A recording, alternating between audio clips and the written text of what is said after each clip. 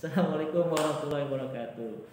Sobat-sobat Bang Parming, ketemu lagi di program kita Pop. Pop Pojok Obrolan Penyuluh Jakarta Utara. Pop kali ini tentang berkisar daging. Cara praktis memilih daging sapi yang baik dan aman. Nanti informasi ini akan disampaikan oleh penyuluh kita dari Ta Darmawati, SPT, Sarjana Peternakan. Kebetulan nanti beliau akan memberikan informasi kepada sobat-sobat semua dalam program POP ini tentang sekilas tentang daging. Kenapa POP ini kali ini berjudul tentang daging? Karena terkait 3 hari lagi kita akan Lebaran Idul Fitri. Nah, ibu-ibu semua pasti atau keluarga dimanapun pasti memerlukan daging. Nah, agar kita tidak salah pilih daging, maka di program POP ini akan dijelaskan oleh Ibu Darita selaku penyuluh Kecamatan Cilincing. Ya, Bu Darita, kita langsung aja nih ngobrolnya, kita ngobrol asik aja, bukannya ini terkait. Nah, saya pernah dengar tuh program daging asuh. Coba bisa dijelaskan Bu Darita. Ya, baik, terima kasih Mas Dani. Okay. Ya, halo sobat-sobat Bang kami. Yeah. Ini perdana ya saya di sini. Iya. Sih lah pokoknya. Ya. Ini sobat-sobat perlu tahu ini penyuluh baru ya. Penyuluh baru kita. Ya monggo Bu, silakan Bu, jelaskan. Tadi Mas Dani kan ngebahas tentang daging asuh. Daging asuh itu apa sih? Nah, daging asuh itu sebuah singkatan. Itu dari asal katanya asuh, A-S-U-H. Nah, A-nya itu apa? A-nya itu aman. Jadi daging yang kita konsumsi itu tidak mengandung bibit penyakit. Aman ya? Aman dikonsumsi. Jadi tidak mengganggu kesehatan. Baik itu bakteri, kapang, virus, cacing, parasit, terus bahan residu lainnya kayak pencemaran logam, pestisida, pencemaran zat berbahaya kayak formalin, itu harus bebas dari itu. Aman ya? Aman, jadi bebas. Jadi kita nggak, bakteri itu kayak bakteri kayak bakteri sakit perut itu, jadi diare kan. Terus kemudian S-nya itu artinya sehat. Nah, jadi daging sapi yang kita makan itu harus menyehatkan bagi badan kita. Jadi berdampak baik untuk kesehatan kita dan untuk pertumbuhan di tubuh kita. Kemudian utuh, artinya utuh itu satu. Jadi daging sapi yang kita makan itu tidak dicampur dengan daging lainnya. Oplosan istilahnya. Utuh ya. Utuh, jadi harus benar-benar daging sapi murni ibaratnya gitu. Terus yang terakhir ada H itu halal. Pasti itu. Harus wajib. Ya. Itu halal karena mayoritas kita Islam, Muslim, jadi harus sesuai dengan syariat Islam cara penanganan dagingnya. Pas motongnya seperti dibacakan basmalah dulu kan biasanya gitu. Oke, ya, seperti itu asuh. Kemudian sobat sudah tahu itu singkatan asuh itu merupakan singkatan ya, aman, sehat, utuh, halal. Tadi sudah dijelaskan oleh penyuluh kita. Kemudian nih ciri-ciri daging itu untuk kita konsumsi seperti apa yang baik, bisa dijelaskan dulu? Oke, untuk daging yang bagus itu ibu-ibu tuh bisa melihat yang cara mudahnya dari warna. Warna daging yang bagus itu tuh merah cerah ya. Terus segar, tidak pucat dan tidak kotor. Jangan ada bekas kotoran di permukaan daging, itu jangan dibeli ibu-ibu gitu. Terus warna daging itu juga kan tergantung jenis sapinya. Nah, misalnya kayak daging sapi potong warnanya lebih gelap, tapi gelapnya itu enggak gelap sekali, jadi masih mencerminkan daging sapi yang merah tersebut gitu, masih ditolerin lah gitu. Nah, terus yang kedua tekstur daging. Nah, tekstur daging ini ibu bisa sambil nanya-nanya nih sama penjualnya, Bang berapa sekilo daging? Jadi ibu nggak apa-apa megang-megang aja. Di teksturnya dirasain gitu. Kalau tekstur yang bagus itu kenyal.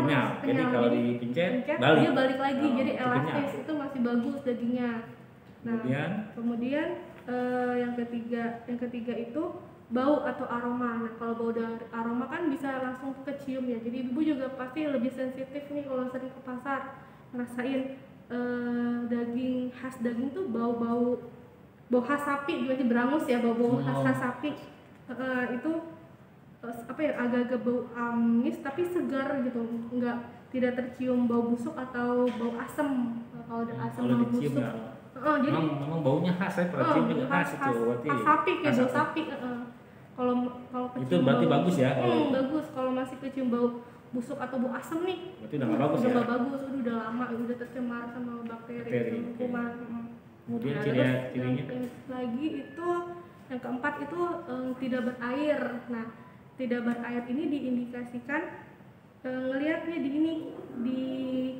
kita lihat aja sedang kasat mata dagingnya itu banyak mengeluarkan air atau tidak gitu. Kalau misalnya masih, karena kan suka kelihatan nih air ada kayak darah-darah itu nggak apa-apa, itu masih wajar.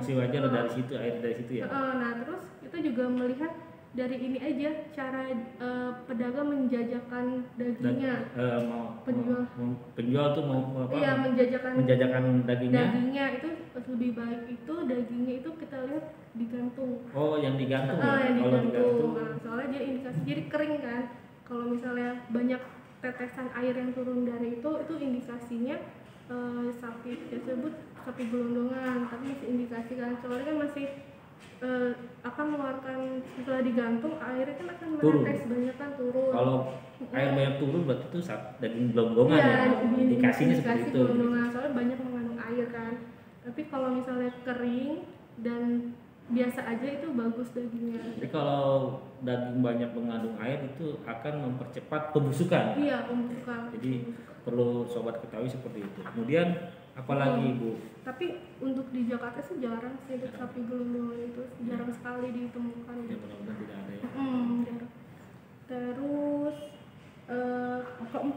keempukan daging itu kita bisa lihat dari lemak yang ada di dalam daging tersebut. Lemak daging itu kan lebih agak kuningan ya, pokoknya kita membedakan lemak yang bagus sama yang bukan yang bagus. Lemak yang dengan sapi yang masih berkualitas bagus itu lemaknya masih mengikat di dalam daging, ibaratnya dia masih nempel dan bentuknya itu belum hancur gitu, masih utuh. Lemaknya masih utuh ya. Ya, pas kita pegang juga kan masih ngikut ya, kan ada juga lemaknya hancur gitu loh, kita pegang hancur. Berarti kalau itu udah jelek ya? Belum nggak mengikat kan itunya. Nah, dan satu lagi fungsi dari daging tersebut digantung itu juga salah satu untuk pelayuan ya, jadi bisa dagingnya juga cepat empuk karena enzim-enzimnya itu bereaksi pada saat digantung. Jadi tadi Bu Darita jelaskan bahwa ada 6 ciri-ciri daging yang bagus, yang aman untuk kita konsumsi. Yang pertama, bisa kita lihat cirinya itu, perhatikan warna dagingnya. Kemudian yang kedua, tekstur dagingnya. Kemudian yang ketiga, bau atau aroma dari daging tersebut. Kemudian yang keempat, tidak berair, artinya tidak mengandung banyak air. Kemudian yang kelima, keempukan daging itu sendiri. Jadi bisa kita lakukan lihat keempukannya itu tadi dengan menempel lemak itu ya. Kemudian yang keenam itu kandungan lemaknya. Jadi dari keenam ciri ini sobat-sobat Teman Farming bisa diterapkan untuk memilih daging yang baik dan aman ya untuk kita konsumsi. Terima kasih Bu Darita sudah menjelaskan informasi sekitar daging. Ini sebenarnya program POP ini, Pojok Obrolan Penyuluh Jakarta Utara, ini hanya 10 menit saja Bu Darita. Jadi memang informasi ini hanya 10 menit kita tayangkan seperti itu. Nanti kita berlanjut lagi sobat-sobat di video-video lainnya terkait obrolan kita. Nanti narasumbernya juga akan berbeda lagi. Nanti dari penyuluh, kemudian dari pengusaha pertanian, kemudian dari petani itu sendiri. Nanti kita akan buka di channel kita.